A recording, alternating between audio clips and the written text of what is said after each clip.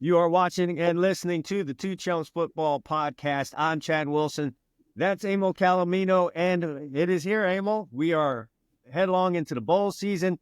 This 12-team college football playoff is upon us. We are going to see if, in fact, this is what a lot of people think it will be, which is a bunch of fun and excitement. We already had all the drama of picking the guys that are going, the teams that are going to be into there. We'll talk about that for just a minute. We are heading down to the nitty-gritty in the NFL season. We're down to the final 4 games for most of these teams, and the playoff picture is starting to really develop.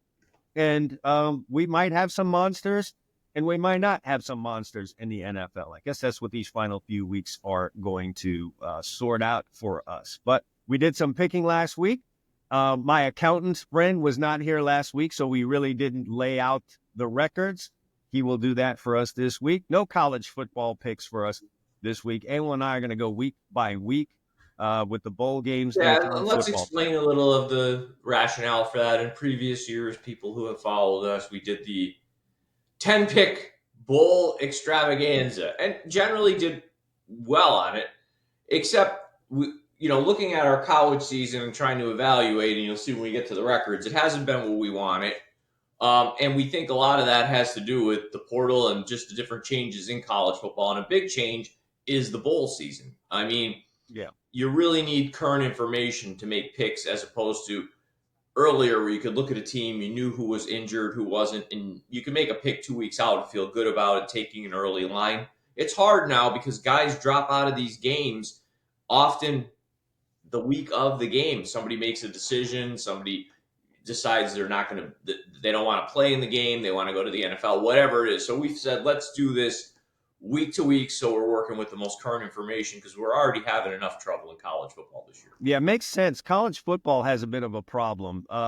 They open up the transfer portal, and they start the transfer portal season before the college bowl season, and there's a reason for it because you got to allow a certain amount of time for these kids to get in there, make a decision, move on to the next team before classes start. It'd be nice if they just started it after the bowl season was over with, but that doesn't allow you enough time with the academic schedule to get into class, get a schedule, and, start doing this thing known as school, right, which is supposed to be a part of this thing. So that's the problem that college football has. And, the bowl games are a victim of it. Well, Lincoln Riley said the quiet part out loud yesterday. I mean, they were asking him at a year-end presser before their bowl practices start, about the season and whatnot. And, USC, I believe, has 12 right now currently in the portal from their team.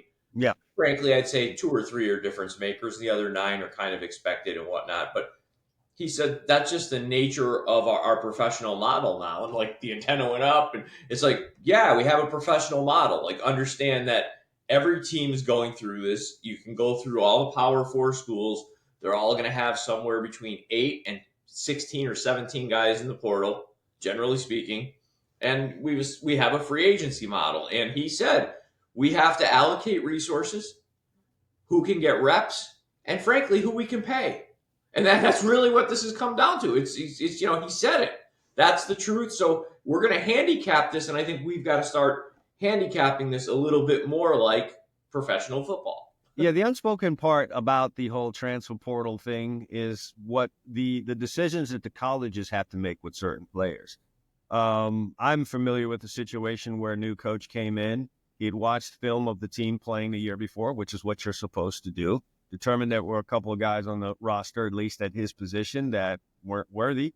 And he simply called those guys down to his office as they came into the office, slid a piece of paper and a pen on top of the piece of paper and said, write down 3 schools you want to go to because you're not going to play here. And that's what happens with these kids. So, it was good to get the money coming these kids' way. I'm never going to really go against that. It was a wild time to walk into a college bookstore, see your jersey there, people profiting off of it, and that and a myriad of other ways that school's profiting off of your likeness and kids not getting anything. I don't know if I agree with the current model. We'll talk about that some, but the victimized part of this for some of these kids is, yes, money's involved. So now this is going to be treated like a business. And this doesn't mean that your scholarship your freshman year is the scholarship you're going to have your sophomore year. So some kids get kicked out of college football, either by the school puts them out and then they don't have that value anymore to the rest of college football. So they either fall right out of the FBS into FCS or completely out. I see kids home on the street. Some kids play themselves, think that they're better than what they are. They try to leave a school, they go into the portal, and there's no one there to take them, and now they're out of college football completely. They don't have a scholarship anymore, and they end up not going to school at all. This is a part of it. Well, I think a lot of fans think that, all these transfer decisions are unilaterally the players, and I think you just hit the nail on the head. A lot of these decisions are actually made for the player by the school. Yeah. Like, hey, we have no money to give you any, any NIL money, and you're not going to get many reps. But hey, if you want to stay, you can stay. Yeah, that's a part of it too. Either they ask you to leave because they need your roster spot, or whatever NIL money you were getting, you're no longer going to get because we just don't feel you have that value that was negotiated when you're a high school player coming out. These are the stories that we just really don't get to hear about. And that is a sad reality for some of these college football players in the game of transfer portal, NIL, that whole deal. The transfer portal opened up on Monday, Emil. 1,537 players went in the portal on the first day. Now, the first year that they had the transfer portal, 2019, a total of 1,678 went into the transfer portal for the entire time that it was open. Monday, first day, they broke a record. They crashed the portal system, by the way. Every fan only focuses generally on their own team. So their consternation over who's in the portal is kind of comical, because if you take a step back, get up on the hill and look down, that's every fan base. Okay, you can go through all these schools, even the ones who are in the playoff this year, and there's going to be kids in that portal that are good players that if you're a fan, you're like, why is he in the portal? It doesn't make any sense. We have really gotten to a professional model. You have free agency every year. You're going to have a core group you want to try to keep together, and you're going to fill the pieces in free agency, and we're going to see where we end up. And it makes it very hard. So we're a handicapping show. We got off a little bit here. It makes our job hard handicapping it, and it makes a bettor's job difficult because there's more information now in college football. I mean, there's more teams. So people say, well, what's the big deal? You handicap the NFL. The NFL is only 32 teams. Right. The information is abundant in the NFL. You could pick up any sports page. You could go online, ESPN, CBS, pick up the New York Post sports page, one of the best. There's a plug for the Post. There's all kinds of NFL information. The college, what do we have, 140 teams? That's difficult. Yeah, and I would even say this, like if you're betting for fun, okay, so be it. You throw some money on your school, the school that you went to, or you just bet the big games on Saturday or Saturday night. You want to bet the primetime game. You can't watch a game without having action on it. Fine, if that's the kind of bettor that you are, you're really probably never going to ever make a profit, but you'll be entertained. So sort of like, if you don't go crazy, you'll have some fun with it. You'll be okay, right? You just won't you won't get a king's ransom. You won't change your life betting, but hopefully you don't go bankrupt. You just want to have some fun. If you, I think long-term want to make a profit betting college football, you're going to have to come off of those big games. You're probably going to have to pull yourself out of the Power Four and really start messing around with the Group of Five and FCS football, which is going to require you to, gather information and follow those teams, but they're more stable. The rosters are more stable. They're more givens that you can bank on, as opposed to, okay, Duke is playing Texas A&M in a bowl game, and Duke's quarterback has decided that he's going to go in the transfer portal. So he's not playing for Duke in this bowl game that's coming up, and that's a common theme. And a non-Power 4 conference, if it's a big-time player that should be in a Power 4 conference, you'll be well aware because there's one or two of those on a team like whatever, a Toledo, let's say. If you're heavy into following the MAC, you'll know that, hey, Bob Smith is leaving Toledo to go play at Texas A&M. There's not a lot of Bob Smiths at Toledo in my and it will be front and center news. Yes, it'll be. I followed South Carolina this year. They were one of the big surprises in college football, certainly in the SEC. And one of the big reasons for that was how they played defensively, and in particular up front. Dylan Stewart, number 6 defensive end, who was held. You just saw that from the beginning with them. Inked a new NIL deal. It just sounds funny. Renegotiated. And reportedly, it's going to be for $1 million to $1.5 million per year for him to stay at South Carolina. Your thoughts? I mean, you reap, not to get biblical, but I get biblical. You reap what you sow, right? That's what people want. I mean, if that's what you want, then that's what you get. I mean, I don't know. Case in point, number 1 college basketball recruit yesterday chose Brigham Young, and I didn't know the Mormons had this kind of coin, but apparently they do. Over Kansas, Duke, and a bunch of other schools, he's getting supposedly, $7 million. Really? Yes. I mean, that's great for the kid, I guess. Yeah. I don't know what the NCAA is probably not going to do anything, but they're going to have to do something. I don't know what they can do. I do know this. You and I have taken a different tack the first couple of years when we were doing a different kind of show. And because we have some time today, I think we're spending more time just chatting about college since we're not going to make college picks. We're essentially a handicapping show. But when we did a different format, we talked about this. And at first, you and I were kind of get off your lawn types. And we've just accepted that this is what college football and basketball have become. Well, there's really nothing we could do about Nothing we can do about it. We enjoy the games on Saturdays. They're fun when they're between the lines.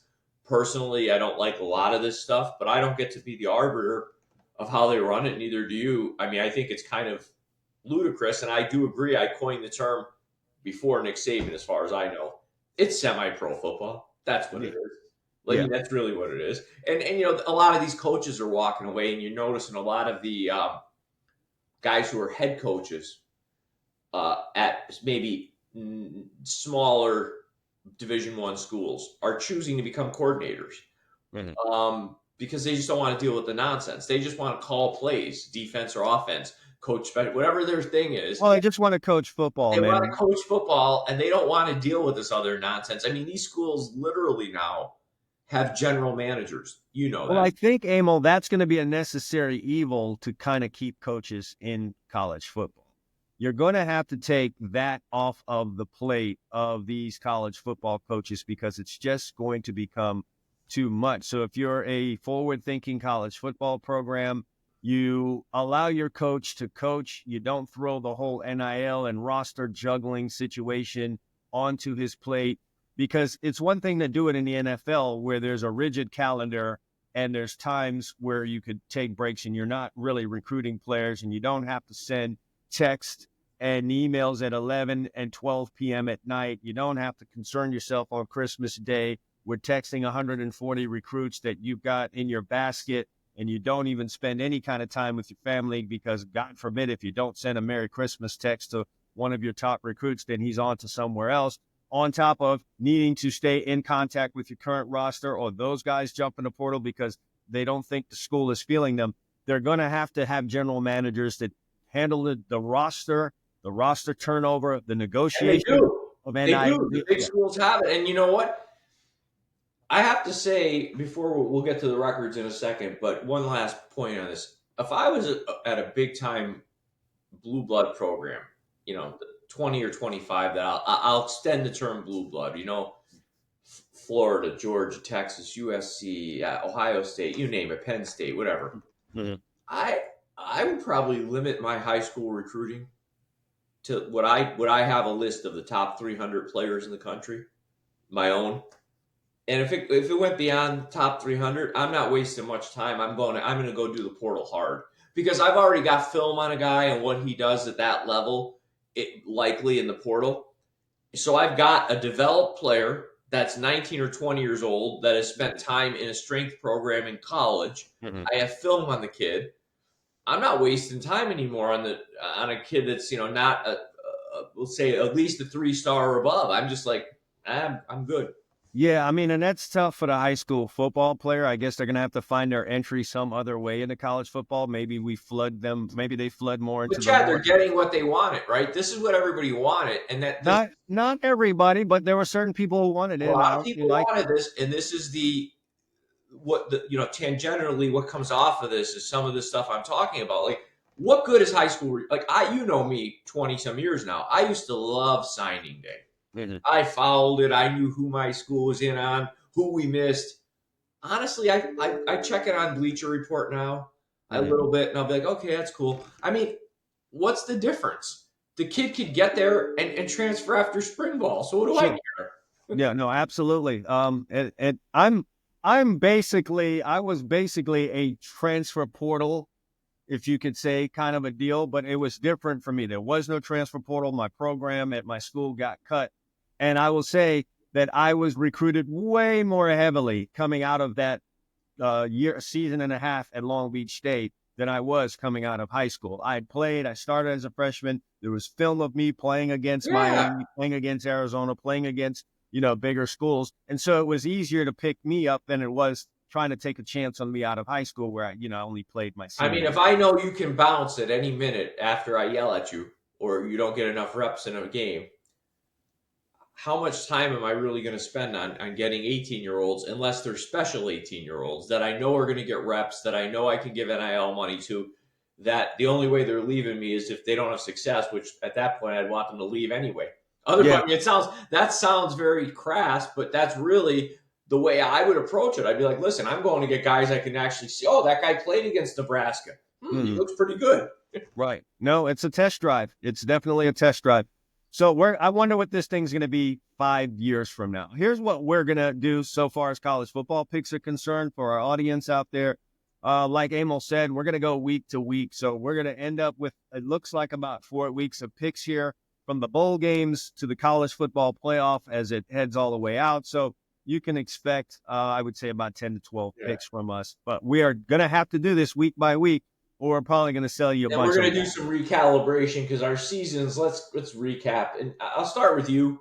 You had a better week last week. You were 2-1, which is great. I mean, you made two really nice picks. Uh, you said something to me. You picked Georgia plus 2.5 winner, and you kind of said, I think they were playing for the whole conference. And it kind of made sense. Georgia almost willed themselves to not lose the SEC title to a team that was the first year in the conference. They didn't want to lose to Texas. It was clear to me, at least personally, Georgia is now, Texas is where Georgia was 6 years ago. Georgia would have Alabama on the ropes, and no matter what, Alabama knew how to win those games, and at Right. that point, Georgia didn't. Georgia's now morphed into what Alabama was, and I think Texas is where Georgia was. I think Mhm. Texas probably has this year a better team than Georgia, and they did everything in their power to make the mistakes necessary in a football game to lose that game to Georgia. And you kind of saw it coming, so good for you. You had another great pick with Clemson. I know it doesn't, when I say great pick, Clemson won outright on a 56-yard field goal at the buzzer, but They dominated they for most of the dominated game. that game until they, Maybe Clemson was doing what Georgia was doing, fighting for the whole conference. I don't know, but they did too. So that was a winner. And then I finished with your losing pick because it dovetails into we both had Iowa State, and honestly, I don't know what the hell. Listen, first of all, credit to Arizona State. The running back is a handful. Okay, That a boo, baby. yeah, he's a handful, but I don't know what Iowa I'll tell State. you what that result kind of indicates to me, just through experience. Whatever little gray hair I'm hiding by not having a beard and a goatee here. It might suggest to me that the head coach at Iowa State might be looking seriously at other opportunities. They seem distracted. This is not Iowa State football. This is not how they play. Arizona State is having a hell of a season. They're a good football team. They're not that much better than Iowa State. So this might suggest to me that, Iowa State's head coach could be actually seriously considering, The Iowa State defense was MIA. It was actually an embarrassing showing. So you were two. wouldn't be surprised to see a coaching move, whether it's a coordinator or the head coach. No, he's well thought of, so I wouldn't be surprised either. You were 2-1. You're 20-25 on the year in college, and I was trending kind of in a good direction going into last week, but it was just bad. Iowa State, we talked about. I had UNLV. They got beat 21-7, and they were just kind of dominated in that game. The first time around, they I played. told you about messing with those Boise State games. Yeah. And then finally, this is a game that really kind of pissed me off. And I texted you about this. I took Penn State plus 3.5. And I'll be honest. I feel awful because you don't routinely trust teams in your state. especially Penn State. No, but when I watched that game, one thing was evident to me, and fair or not, this is my feeling. I think if I flip the coaching staffs, Penn State wins by 10. I think Penn State has a better roster than Oregon. I mean, I was looking at some of the kids on Penn State. I'm like challenge you on that. Maybe in the trenches, but it's clear that the speed advantage was for Oregon. The speed playing advantage, indoors on turf. I've seen this movie before. Yeah, I know, but I mean, I'm looking at the end from Penn State, first round pick, the tight end stud, first round pick. I mean, Singleton's got to be a low first round pick. They ran the ball for almost 300 yards. Yet I'm sitting there at the end of the game, time left on the clock, 2nd and 1, a minute 50 left, and you throw a low percentage fade on the boundary. I mean, you're running the ball for 300 yards. What are you going to do? What are you going to do? I take a loss. I'm at 18 and 27. We'll see if we can clean that mess up for both of us in the bowl season, maybe recalibrate some of the things that we've been incorrectly reading. And then, let me get out. I'd be remiss, Emil, if we didn't have a bit of a college football playoff talk. Well, wait, let me just finish our last thing. We were off the sheet last week. Oh, yeah. My off the sheet was off the sheet, and your off the sheet was off the sheet. And you went off the sheet with Tulane. Don't mess with Army just because of that Notre Dame game.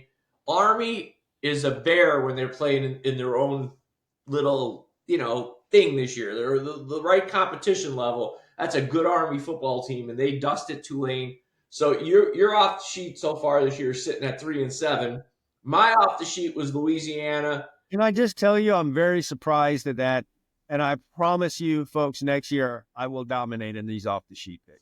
Oh, next year, I tell you, I'm already gonna calibrate. You're gonna see a lot of my regular picks go. My regular picks are gonna start being more off the sheet because these power conferences are tough. I had Louisiana.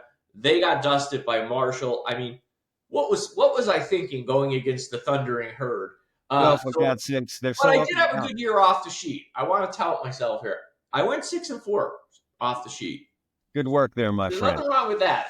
Okay, now let's talk about the playoff because. Hey, sports fans, if you're looking to take your game day excitement to a whole new level, then you got to check out Bovada Sportsbook.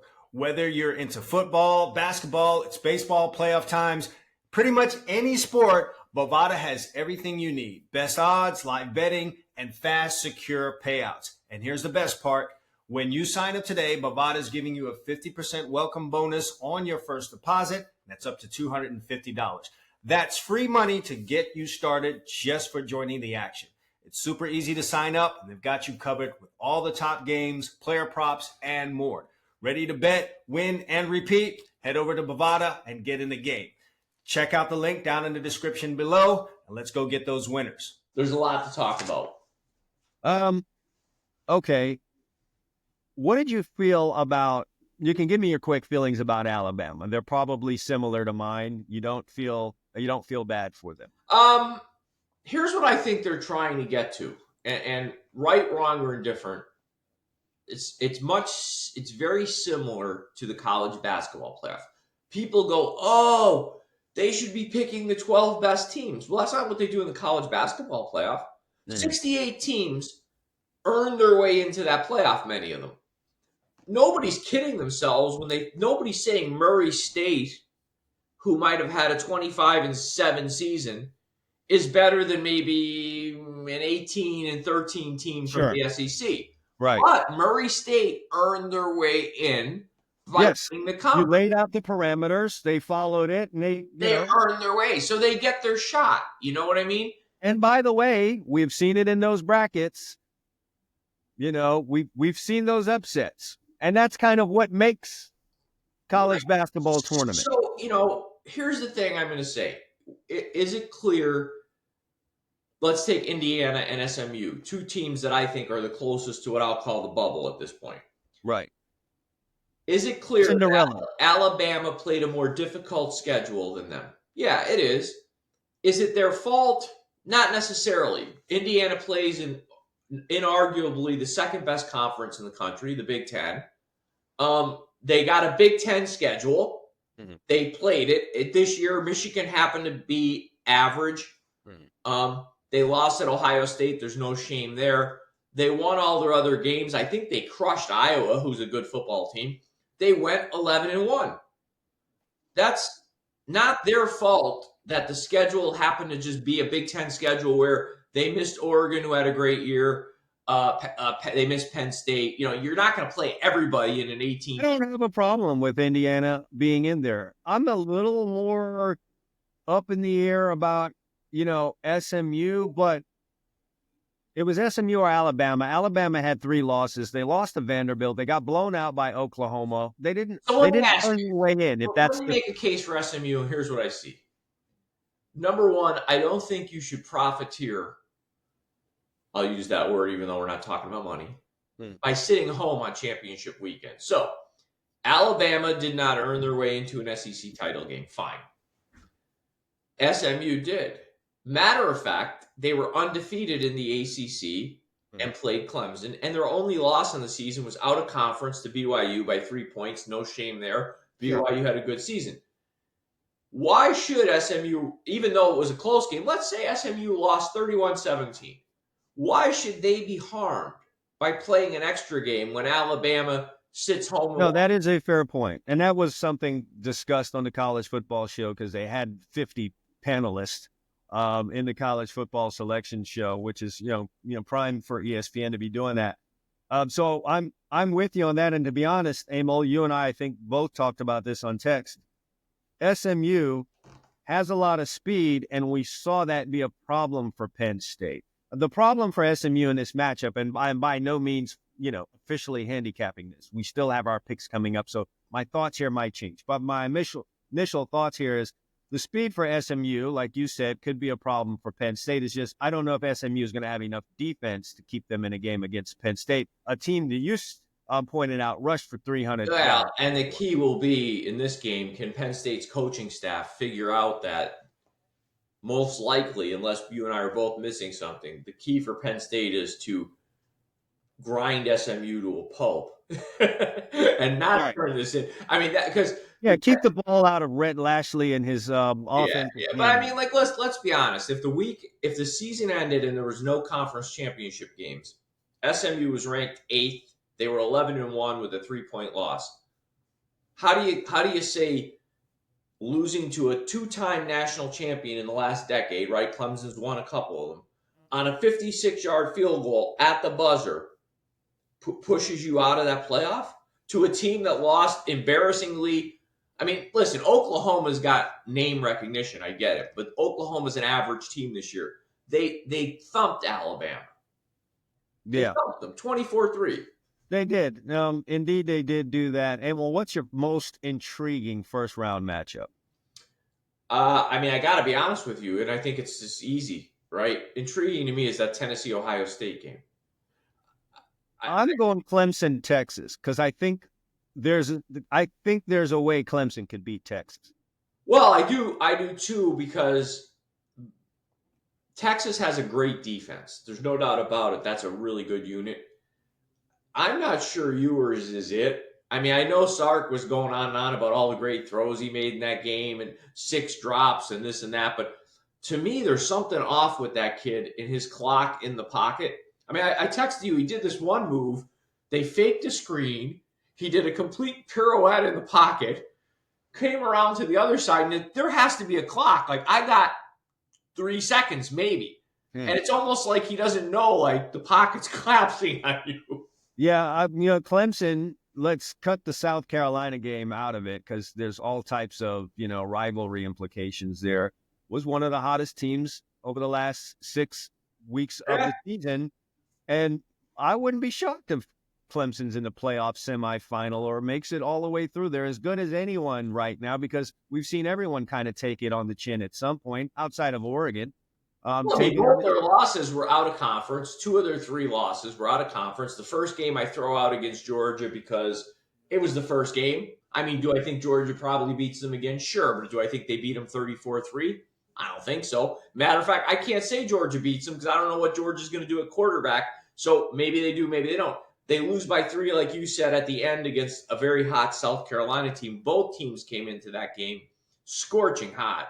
So, yeah, could they beat Texas? I was really upset with Texas. I think they needed to get Arch Manning into that game a little bit earlier. They used him on a play in overtime, and I'm sitting there going, where was this? Like, this kid can run and do some things. Put him in the game sporadically to give Georgia something to think about. Right. No, I agree with you there. And maybe that's an adjustment that's made, moving into this game. Overall, Emil, before we move on to the NFL, 12-team college football playoff. Good thing, bad thing? Well, I mean, for me, it's more interesting than where we're headed. I mean, in the current landscape, right, there was only two ways to go. Either we blow the whole thing up and go back to when you and I were children. We have rankings. We watch a bunch of great games on New Year's Day, and we see how they shake out, which isn't necessarily the worst thing. I know younger people out there will be like, oh, that sucks because you're just ranking them. It made all the bowl games for you people who haven't lived through it. There were 6 big games on New Year's Day, and if your team was 4th, depending on how those games shaked out, you could win a national championship by winning a big game. We either go back to that or we do this. What we were in between was like being a little bit pregnant. I mean, it's like, hey, let's pick 4 teams.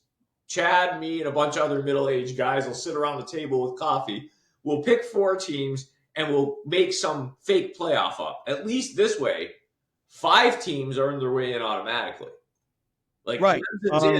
And there's no way around that. They've got to be in there. We'll see if they make some tweaks going ahead. I have to wrap my mind around there not being 9-10 bowl games on New Year's Day. You know, it's a detachment from my childhood. I'd get up, I'd bake some chocolate chip cookies, and from 11 a.m. with the Outback Bowl until midnight when the Orange Bowl and the Sugar Bowl ended, I'm watching college football. This year, we get the Peach Rose Fiesta and Sugar Bowl, part of the college football playoff package, as our games, I guess, on New Year's Day. I think that's how that works. Or I think it's 2 on New Year's Eve. I'm going to credit you with something I want to say, because you used to always have to say when we were talking about football, and you'll remember it when I tell you. What I don't like is that a lot of people are saying, oh, well, when we seed these teams, we should just seed them, the best teams with no regard for if they won their conference or not. My argument with that is this. This system is trying to be designed to be meritorious. In other words, you earn your way in by winning a conference. A conference title means something. And I do think you should have to win a conference title to get that bye, because as you used to always say to me, we think someone is better. Right. We don't know. I mean, I think the SEC is the best conference again this year. We're going to find out. I mean, there's 3 SEC teams in here. Let's see what they do. We will indeed find out. I used to argue against this, and people, if you hate the conference, are just not going to listen to anything, and it might seem like a weak argument to you. But people would go by bowl records and, talk about the SEC. But the God to honest truth is, I've played college football, and I know the mentality, and I know the feeling, and I know how this thing works. When you get to that postseason, if you've been playing for something in previous years, going to that bowl game that just is not going to really mean anything to you. The season has already ended. You start moving on in your mind on to the next thing, whether that is you're a senior and you're going to go play in the NFL, or at least try to, or you're moving on to next season and starting over and trying to climb this mountain again. If that bowl game is not luxurious, if it's not meaningful, if it's not a chance to win a national title and you've been playing for that, you don't get up for these bowl games. So let's say if you were Georgia, and we're in our old format, and Georgia is now going to go play NC State. When in previous years, it's come down to them playing Alabama, and then they're going to play Notre Dame or Ohio State. They're not getting up for that NC State game. So you really couldn't judge them off of what they did against NC State, because these guys aren't playing. No. People will do that again this year. There'll be some SEC teams that completely lay an egg. I'm thinking of Ole Miss, who thought they would be in this whole ta-da here at the end, and they're not.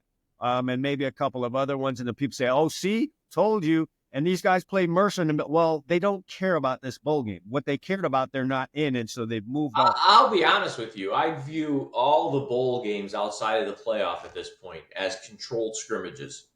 Basically. And auditions for guys for next year. Right. And there's nothing wrong with that. But as far as trying to make a judgment, I'll judge the conferences by how I see their teams perform in this playoff because I know that they're trying. And Yeah. so all hands are on deck. No one's yeah. opted out, and everyone's at full max physically, mentally. And again, that goes back to why I say my original point. I do think if you win a conference, and that's why I think Notre Dame should never get a bye. And they won't under the current format because I think they've treated them the right way. If your TV money is more important to you, and you're going to get TV money anyway, but if you having NBC to yourself is more important than being part of a conference and having to play an extra week in the season and all that good stuff, if you're good, fine. You'll play an extra game in the playoff. We're not going to give you no conference championship game and a bye. Not happening. No, I'm with that. All right. We've been delaying it enough. Let's get over to the NFL and talk about how we did last week. Run these picks in here and let's move. You want to talk about that, and I would too. This guy's sitting, and I'm not misspeaking here, and I'm pretty good at math, at 71% on the season. He put up another 3-0 week. He's sitting at 30-12. Vikings -6. Easy winner. Easy winner. Well, early on they made me. Yeah, I mean, and then they remembered they were playing Kirk Cousins and said, let's send him home the way he left us, unhappy. So -6, they win by 3 touchdowns. Then the Giants being the Giants had to make you happy because anybody who watched this game, the Giants were down 14-3, scored with about 4 or 5 minutes left, got it to 14-11. My friend here was getting 4.5 points. Lo and behold, the Giants are in position for a 28-yard field goal to send this thing to overtime. Now, if you're getting 4.5 points, you don't want that to be hit. You don't want that. And Patrick says, shank that baby. I mean, she shanks it off a guy from the Saints who blocks it partially. The Giants coach looked like somebody pulled his pants down. He was standing on the sidelines like, what just happened here? He was preparing for overtime. It's just amazing how we get to this part of the year and teams do what it is that they do. Yes. Chiefs find a way to win a game, and the Giants and Saints have a let's F this up battle that the Giants want. Yeah. And then finally, your last pick, another easy one. I don't know what you saw here because 49ers are a banged-up football team, but, man, did they – saw the Bears. That's what I saw. Yeah, Caleb Williams is it's not been going that well, generally speaking, his freshman year here, his rookie year. So, anyway, 3-0, great job, 30-12. My week was 1-1-1.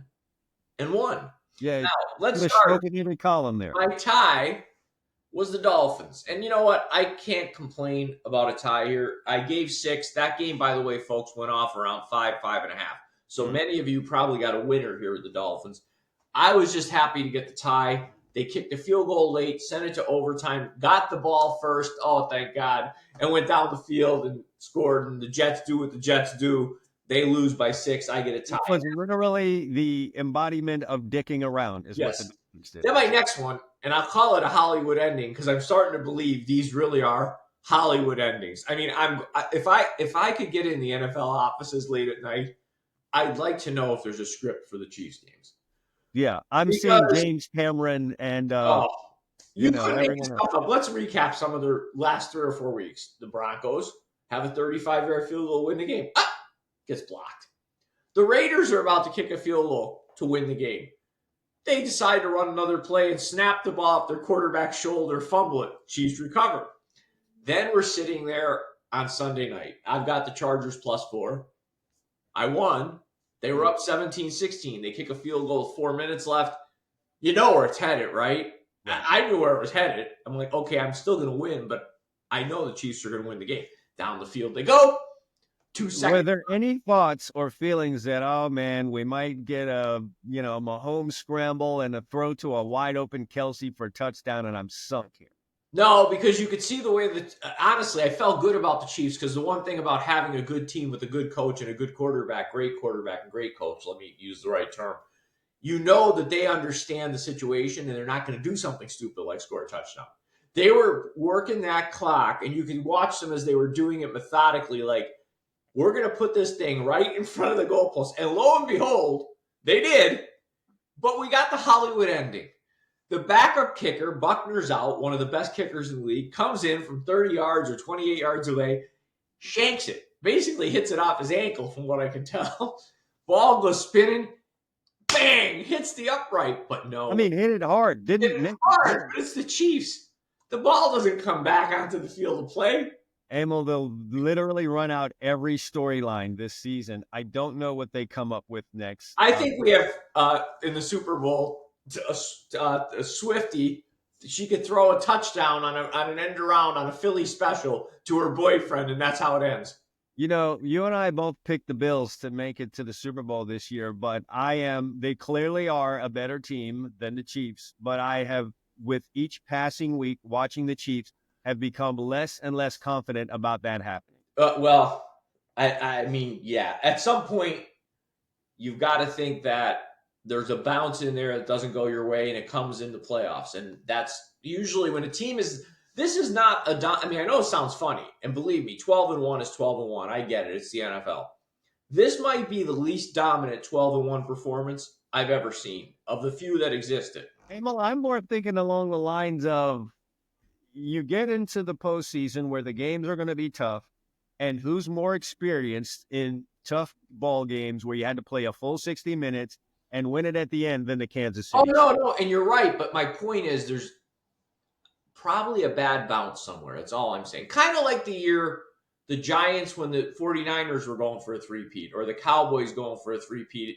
Those two teams were the last two, and the Patriots. The Cowboys and 49ers lost heartbreaking NFC championship games because a few bounces in those games don't go your way. And those were dominant teams. I'm saying this is a team that's always one play away from a heartbreaking loss. All you need is one bad bounce. What blows me away is they're going to get home field advantage again. They are. You're going to have to go to Arrowhead. You're going to have to pull the game away from them at Arrowhead. And then let me just recap my loss. Okay, I won with the Chargers. I had the Cowboys plus 5.5. Okay, Now, I'm under no illusions here. The Cowboys are a bad football team. But so are the Bengals, okay? Neither team is very good, and I'm getting 5.5. The game is 20-20. There's 2.5 minutes left. I'm sitting pretty. I'm going to get the ball back with the guy who kicks 65-yard field goals. Cowboy guy comes through. He blocks the punt. Oh, it's even better. I'm going to get the ball on this side of the 50. We're already in field goal range. No. Not the Cowboys. The kid on the Cowboys kick team, he does what anybody does. The ball bounces in front of him. You grab the ball, or at least you think. He doesn't know that it's beyond the line of scrimmage. It's a fumble. The Bengals recover it. Now, not only do they recover it with 2.5 minutes left. Not only does my heart as a Cowboy fan get ripped out, but the Bengals can't go down the field and kick a field goal. Nah. They throw the ball to Jamar Chase. Yeah, that's a bad beat. I'm pretty sure that ended up on Scott Van Pelt's bad beat. It had to be. So I was 1-1-1. My record sits at 21 wins, 20 losses, and that lone tie as we head into this week. So I want to go first. I just want to get it. I'm going to demand that you go first. Get this off your chest. I feel good this week, actually. I'm going to start with the team that we talked about having a heartbreak, and that was the Chargers. But they were a winner last week against the spread. They're sitting here as a 3-point favorite in a game that seems like it should be close. The Bucs are 7-6. The Chargers are 8-5. But the Chargers, to me, are a far more complete football team than the Bucs. The Bucs seem allergic to defense many weeks. They want to throw it all over the place. That's not what Harbaugh is going to do. I think he knows he's got a pretty decent team here. I don't think they're going to be down by that Chiefs loss. I think, if anything, they're going to say, we had the Chiefs in Kansas City and we let them off the hook. And I think they come into a game like this kind of pissed off. And I feel like this is a 2-touchdown win. I really think they're going to take it to the Bucs. So I like the Chargers -3. Next one. Bills. I mean, listen, we all know Matthew Stafford can spin the ball. And we all know the Rams have some great receivers. And Sean McVay is one of the top 3 or 4 coaches in this league as far as I'm concerned. But I don't know if the Rams could play better than they did on Sunday. I mean, that was lights out, man. I'm not going to lie. I mean, the catches, the throws. And even at that, and I always feel this is the Achilles heel for the Buffalo Bills is their coach. He struggles with math. I mean, at the end of the ball game, They had the ball on the 1 yard line. They had 3 timeouts. You got to throw the ball 3 times. You can't use a timeout. You score, touchdown, you kick a field goal. Either way, you can kick off and get the ball back. Josh Allen is Superman. The guy had 3 touchdown passes, 3 touchdowns rushing, first time in NFL history. They lose by 2. I think the Bills have to make some corrections on defense, and I think they will this week. They're a really good football team. They're playing a 12-1 Lions team. Lions are due for a clunker. And I just feel like this is a spot where the Bills, they don't want to get any negative energy going into the last month of the season. Granted, if they lost, nobody's going to say the Bills aren't a good team. But I think they're going to want to get right this week, and I think they'll make more adjustments. The Lions are rested. I know they had a couple extra days off, but I like the Bills plus 2.5 here. And then finally, another big game. I'm big game hunting. We've got the Philadelphia Eagles and the Pittsburgh Steelers, the Battle of Pennsylvania. 11-2 Eagles, 10-3 Steelers. Steelers are a surprise, but I also think they have the better coach here. And frankly, I like their defense, and I don't like what I'm seeing from the Eagles' passing game. It's going to be very, very difficult for the Eagles to just run the ball without a passing game like they did last week against the Panthers. The Steelers will take away that and make Jalen Hurts make throws, and he seems, for some reason, not very confident where he's going with the ball right now. And that's not a good formula against an opportunistic Steelers team. This has 3-point game written all over it, so give me the Steelers plus 5.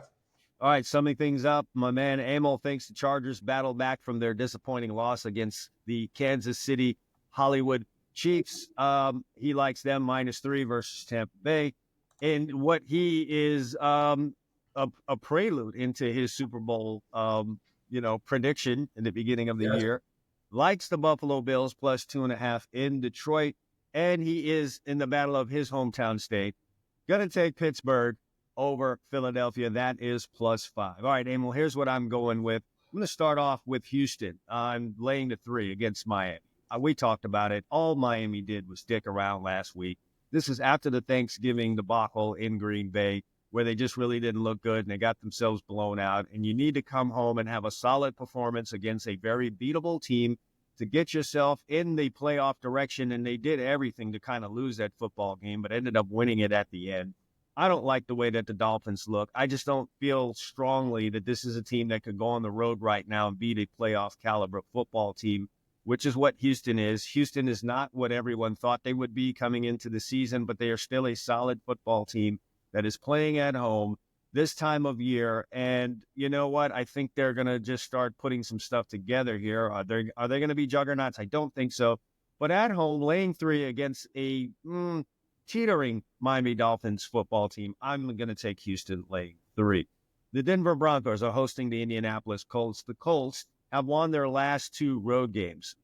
Let me insert, though, that it was against the Jets and it was against the New England Patriots, 2 bottom feeders in the league, coming off of a victory here. I don't know that the Colts are the kind of team that could go on the road in the altitude in Denver against a hot Broncos team and pull off the upset. Yes, Denver didn't play their best defense last week and got a win. Typically, that makes me nervous about taking a team that's a favorite the next week. But in this particular case, I am going to go against that and ride the hot hand in the Denver Broncos, who are on a 3-game win streak right here, inviting a team that doesn't really basically have a rookie at quarterback, and it's just not a strong football team. I think that number is too low. I'm going to take Denver -4. And then I'm going to share Emil's pick here and sentiment about the Los Angeles Chargers. They have not lost back-to-back games since early on in the year, and that came against Kansas City and Pittsburgh, 2 very solid playoff teams. That is not exactly what they're getting this week at home against Tampa Bay, and I'm fully expecting the Chargers to be amped up and fully motivated for this game against the Tampa Bay Bucks, who come in here off of a win, maybe a little bit too high. I think all of the motivation is on the side of the other team in Los Angeles, the Chargers. Give me the Chargers as just a field goal favorite in this game. So we're recapping here. My friend is all over the Texans -3. You didn't like them at the beginning of the year. Still don't, but I think they're good for this week. I do too. Broncos -4, all these nice low lines, and the Chargers -3. So you got all favorites, and you're hot. I do. I like these low lines because I'm not trusting big favorites in NFL because everything comes down to the final moment, a kickoff of a field goal post. I don't know if I want to play that game too often. I got to have a strong. We got to go head to head here because we didn't do that last week. We do need to go head to head. Somehow we skipped that. I get to pick it. I'm the default winner since we didn't do this last week, and I won the last head to head NFL game. And I am going to go with a Sunday night football game that involves the Green Bay Packers traveling to Seattle to take on the red-hot Seahawks, who just came off of a big division win against the Arizona Cardinals, looking to keep things going. Somehow they have the Seahawks as underdogs in this game. I should be suspicious of that, especially since the Seahawks are on a 4-game win streak. Perhaps mentally they might be a little bit weakened by the big win over the Arizona Cardinals, but they're also still in a big fist fight in that NFC West football division that has gotten kind of topsy-turvy. But as I said, it's going to start settling itself out, and it's kind of moving in that direction. The usuals are going to move to the front, and the usual bottom feeders are going to move to the bottom. And it looks like what we have here, I like Seattle here. They are playing solid football. They're playing solid defense. They're finding their offense. They're coming together at a good time. And though Green Bay needs a win, I don't know how they go. Wait, did you watch any of the Seattle-Arizona game? I did. Seattle's not going to be able to do to Arizona to Green Bay what they did to Arizona. Just hand They'll be at home. They probably will be able to. They will not. Listen, the Packers are rested. They got 10 days off. They're coming off a heartbreaking loss against the Lions, who I just picked against. Heartbreaking loss. And they're going to get the Seahawks here that think they can just run the ball. You know, Arizona provided no resistance. I happened to be in the car radio. I watched some of the game. Then I got in the car and I put it on the Sirius XM. And I don't know who does the Arizona broadcast, but you listened to Arizona, Seattle. The color guy's hilarious. High-hard football. Listen, he sounds like Dauber from that show, Coach. Remember the Coach show? I mean, he's like, I don't know what we're doing out here. This is their play-by-play. No, their color commentator. Yes. Yes, he goes, I don't know what we're doing out here, but this is embarrassing. I mean, there's that. That's not like a WWE. Yes. So that is not the Green Bay Packers, my friend. The Packers will provide resistance. If you say so, I don't see how these Packers are favorites on the road. Like I said, should be suspicious. But I'm going to stay with the home team. It's a very good ball game for Sunday Night Football. It is. I think they're two good Sunday Night Football games. So, and why do we have, before we sign off here, because maybe some of our audience is wondering, like I am, why the hell are there two games again on Monday night? Hey, I'm done trying to figure out what the NFL. I mean, listen, I have to admit, I'm glad because there's no way that Netflix wasn't going to be on if the Falcons Raiders was the only game to watch. That game might get interesting, to be honest with you, considering it's two teams maybe not going to the playoffs. But anyway, yeah, you're right. We're not long before Tuesday and Wednesday night games are happening in the NFL because they just want every night of the week from you. That's how that goes. All right, that's the head-to-head matchup. Emil's going to close us out with his Survivor pick.